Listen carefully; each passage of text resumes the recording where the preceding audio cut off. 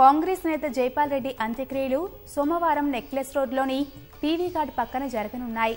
రేపు మధ్యాహ్నం 1 గంటలోపు అంత్యక్రియలు పూర్తవుతాయని గుత్తా సుఖేందర్ రెడ్డి తెలిపారు. అభిమానులు, కార్యకర్తలు మధ్యాహ్నం 12 గంటల వరకు గాంధీ భవన్లో నివాళులు అర్పించేందుకు అందుబాటులో ఉంచనున్నారని సుఖేందర్ తెలిపారు.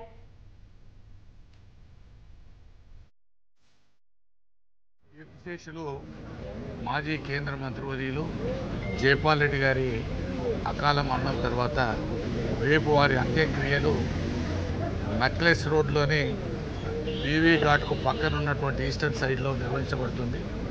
దానికి గాను రేపు ఇంటి నుంచి వారి పార్థివ దేహాన్ని 10:30 గంటలకు నుంచి 12 గంటల వరకు గాంధీ భవన్లో ఉంచుతారు. అక్కడి నుంచి బయలుదేరి 1-1:30 లోపల వారి దహన సంస్కరణలు నిర్వహించబడుతుంది. రాష్ట్ర ప్రభుత్వం యొక్క అధికారిక లాంఛనాలతోనే ఈ కార్యక్రమాన్ని పూర్తి చేయబడుతుంది. జైపాల్ రెడ్డి మృతి పట్ల గవర్నర్ నరసింహన్ తీవ్ర దిగ్భ్రాంతి వ్యక్తం చేశారు. దేశం గొప్ప పార్లమెంటేరియన్ నాయకుడిని కోల్పోయిందని సంతాపం వ్యక్తం చేశారు. జైపాల్ రెడ్డి పార్థివ దేహానికి గవర్నర్ నరసింహన్ నివాళి అర్పించారు. ఆయన కుటుంబ సభ్యులను ఓదార్చారు.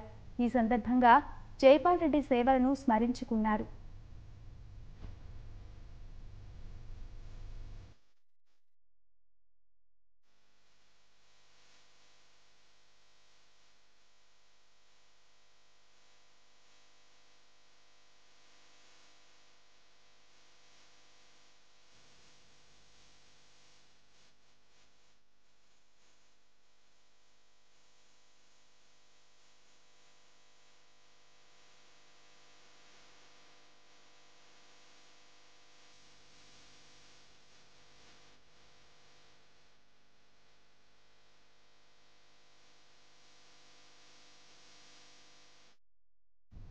కాంగ్రెస్ సీనియర్ నేత జైపాల్ రెడ్డి మృతిపై రాష్ట్రపతి రామ్నాథ్ కోవింద్ ప్రగాఢ సంతాపం వ్యక్తం చేశారు. సుదీర్ఘ రాజకీయ జీవితంలో జైపాల్ రెడ్డి విలువలతో పనిచేశారని కొనియాడిన రాష్ట్రపతి ఉత్తమ పార్లమెంటేరియన్గా గుర్తింపు తెచ్చుకున్నారని గుర్తు చేశారు. జైపాల్ రెడ్డి కుటుంబ సభ్యులకు ప్రగాఢ సానుభూతి తెలిపారు.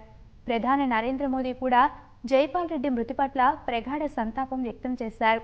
జైపాల్ రెడ్డి తన రాజకీయ జీవితంలో ప్రతి క్షణం ప్రజల కోసం తప్పించారని ప్రధాని కొనియాడారు.